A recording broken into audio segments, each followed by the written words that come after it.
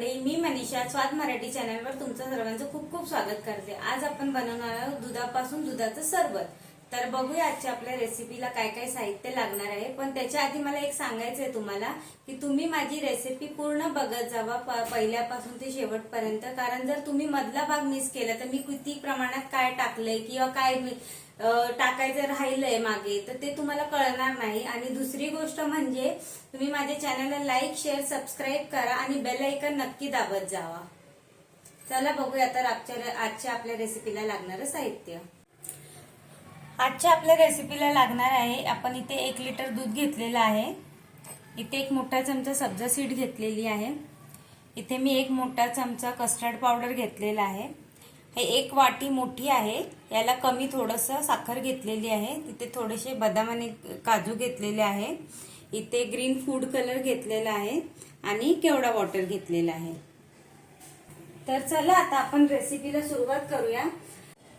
सर्वात प्रथम आपल्याला या पेल्यामध्ये थोडंसं दूध काढून घ्यायचं। अर्ध्या पेल्यापेक्षा कमी दूध घेतलेलं आहे मी याच्यात, आणि बाकीचं दूध हे आता आपण ह्याच्यात तापत ठेवूया। गॅस थोडा फास्ट करूया आणि दूध तापू देऊया।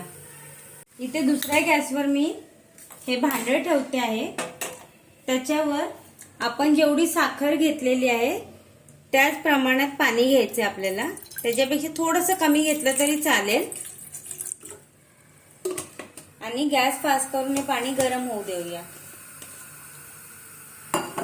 आणि या पाण्यामध्ये ही जी साखर आहे मगाशी आपण घेतलेली ती टाकायची आहे आणि ह्याच्यात ती साखर मिक्स होऊ द्यायची आहे छानपैकी।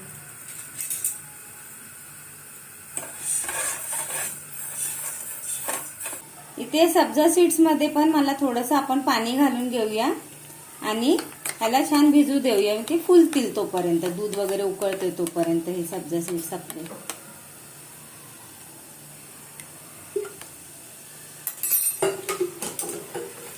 इथे आपली साखर आता मेल्ट झालेली आहे।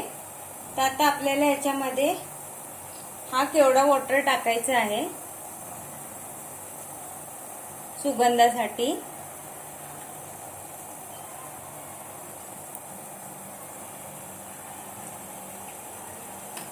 तर या चाशणीमध्ये आपल्याला थोडीशी वेलची पावडर ही टाकायची आहे आणि छान उकळी येऊ द्यायची आहे। आता या चाशणीमध्ये अगदी थोडंसं फूड कलर घालायचे, थोड्याशानेच भरपूर कलर येणार, ह्याला जास्त घालायचं नाहीये। अगदी 1-2 चिमट एवढं टाकायचं आहे आपल्याला, आणि याला छान 2-3 मिनिटं आता उकळी आली की गॅस बंद करायचा आहे आपल्याला। इथे आपलं दूध वगैरे तापतंय तोपर्यंत हे बदाम वगैरे कट करून घेऊया आपण एका साईडला, अशा पद्धतीने सगळे।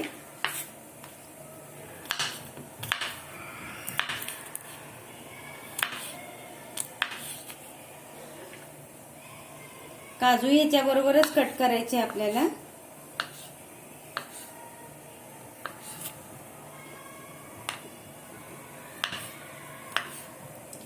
या सरबतामध्ये काजू आणि बदाम टाकला ना की खूप छान लागतं, ते जेव्हा दाताखाली येतं ना ते खूप टेस्टला छान लागतं काजू बदाममुळे।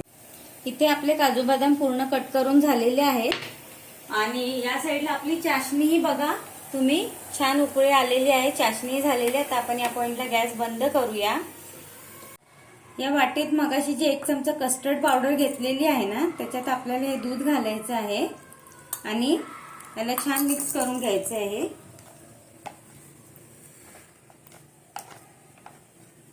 अशा पद्धतीने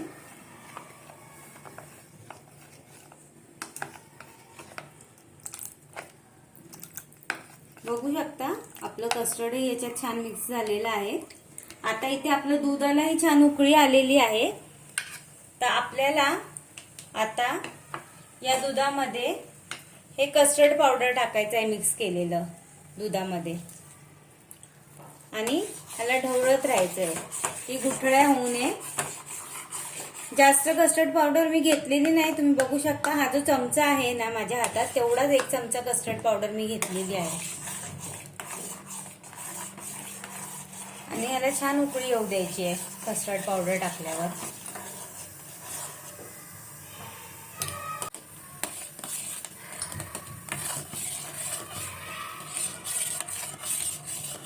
तुम्ही बघू शकता छान आता याला उकळी आलेली आहे। आता हे जी मगाशी आपण चाशणी करून ठेवलेली ना ती ह्याच्यात टाकायची आणि ढवळायची आहे पूर्ण अशा पद्धतीने।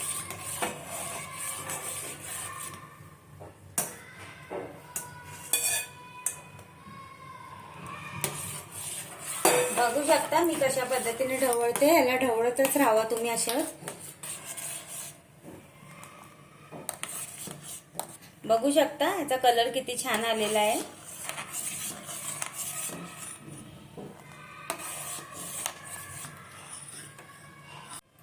तुम्ही बघू शकता इथे आता दुधाला छान उकळते।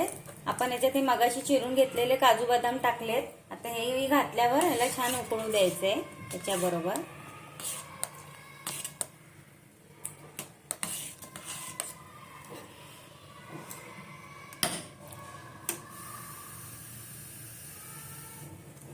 ह्याला आता 10 मिनिटांसाठी आपल्याला असंच उकळत ठेवायचं आहे।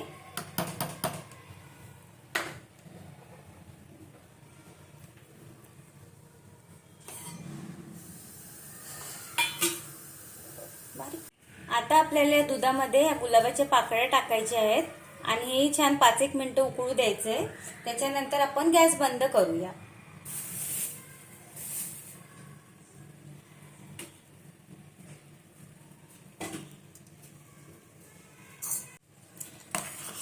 आता आपलं हे सरबत बनवून रेडी झालेलं आहे। या पॉइंटला आता आपण गॅस बंद करूया आणि याला थंड व्हायला ठेवूया।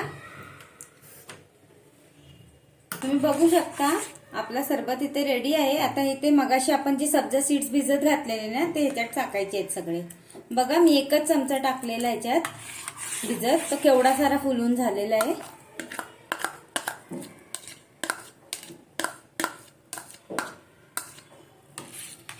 आता हे सब्जा सीड टाकून झालेले आहे। ह्याला आता आपण फॅन खाली थंड करूया आणि थंड केल्यानंतर मग फ्रीज मध्ये ह्याला छान कूल व्हायला ठेवूया, कारण की थंड थंडच हे सरबत छान लागतं। ह्याला थंड झाल्यावर आपण मग आता सर्व करूया पूर्ण। तुम्ही बघू शकता इथे आपलं सरबत बनवून रेडी झालेलं आहे, छान थंडही झालेलं आहे। आता हे तुम्ही बघा। आता ह्याला आपण ग्लासात काढून घेऊया।